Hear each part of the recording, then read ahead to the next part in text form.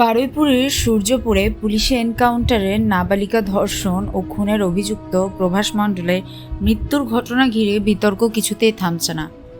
এবার এই ঘটনায় তদন্তকারী সংস্থা বদলে জোরালো দাবি তুলে সরাসরি কলকাতা হাইকোর্টের দ্বারস্থ হলেন বিশিষ্ট মানবাধিকার কর্মী সুজাত ভদ্র। যে পুলিশ গুলি চালালো তারাই বা কী করে নিরপেক্ষ তদন্ত করবে, এই প্রশ্ন তুলেই জনস্বার্থ মামলা দায়ের হয়েছে। ঠিক কী চলছে আদালতে আর কী জানিয়েছে রাজ্য, বিস্তারিত থাকছে আজকের ভিডিওতে। বারুইপুরে চাঞ্চল্যকর নাবালিকা গণধর্ষণ ও খুনের ঘটনার প্রধান অভিযুক্ত প্রভাস মণ্ডলকে এনকাউন্টারে মারার পর থেকেই নানা মহলে প্রশ্ন উঠতে শুরু করেছিল। পুলিশের দাবি ছিল, অপরাধের পুনর্নির্মাণের সময় ধৃত প্রভাস পুলিশ কর্মীদের অস্ত্র কেড়ে নিয়ে পালানোর চেষ্টা করে। আত্মরক্ষার্থেই পুলিশ বাধ্য হয়ে গুলি চালায়। এই ঘটনার তদন্তভার দেওয়া হয় রাজ্য পুলিশের গোয়েন্দা সংস্থা সিআইডিকে। কিন্তু সিআইডি এই তদন্তের নিরপেক্ষতা নিয়ে প্রশ্ন তুলে কলকাতা হাইকোর্টে নতুন করে জনস্বার্থ মামলা দায়ের করলেন মানবাধিকার কর্মী সুজাত ভদ্র।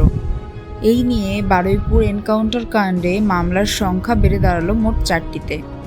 কলকাতা হাইকোর্টের ভারপ্রাপ্ত প্রধান বিচারপতি তপব্রত চক্রবর্তী এবং বিচারপতি পার্থসারথী চট্টোপাধ্যায়ের ডিভিশন বেঞ্চে এই মামলাগুলির শুনানি চলছে। মামলাকারীর আইনজীবী রঘুনাথ চক্রবর্তী আদালতে সওয়াল করতে গিয়ে বলেন যে পুলিশ বাহিনীর বিরুদ্ধে গুলি চালিয়ে মৃত্যুর অভিযোগ উঠেছে, সেই একই বাহিনী অঙ্গ সিআইডি কিভাবে নিরপেক্ষ তদন্ত করতে পারে? এই তদন্তের মাধ্যমে এনকাউন্টারের আসল রহস্য কি আদৌ সামনে আসবে? আদালতের কাছে তদন্তকারী সংস্থা পরিবর্তে আর্জি জানানো হয়েছে যাতে নিরপেক্ষ কোনো এজেন্সিকে দিয়ে এই ঘটনার পুঙ্খানুপুঙ্খ তদন্ত করানো হয়। মামলার শুনানির পর আদালত জানিয়েছে, এই বিষয়ে রাজ্য সরকারের বক্তব্য শোনা অত্যন্ত জরুরি। আগামী 18 আগস্ট এই মামলার পরবর্তী শুনানি ধার্য করা হয়েছে।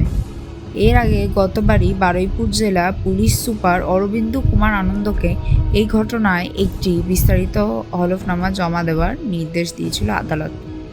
কেন গভীর রাতে নিয়ম ভেঙে পুনর্নির্মাণের জন্য প্রভাসকে নিয়ে যাওয়া হয়েছিল এবং সেই সময়ের কোনো ভিডিও রেকর্ডিং কেন নেই, এই সমস্ত বিষয়ে রাজ্যকে জবাবদিহি করতে বলা হয়েছে। অন্যদিকে রাজ্যের আইনজীবীর দাবি, প্রভাস যে রায় অপরাধের কথা স্বীকার করেছিল বলেই তাকে রাতে ঘটনাস্থলে নিয়ে যাওয়া হয়েছিল এবং সেখানে কোনো আইনি অনিয়ম হয়নি। পুলিশের এনকাউন্টারের তত্ত্ব বনাম মানবাধিকার কর্মী তোলা নিরপেক্ষতার প্রশ্ন। এই দ্বন্দ্বে বারুইপুর কাণ্ড এখন আরও বেশি জটিল রূপ নিয়েছে।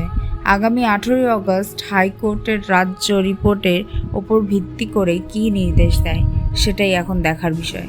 এই বিষয়ে আপনাদের কি মতামত? পুলিশি এনকাউন্টার কি সবসময় ঠিক, নাকি নিরপেক্ষ তদন্ত হওয়া উচিত? কমেন্ট বক্সে লিখে জানান।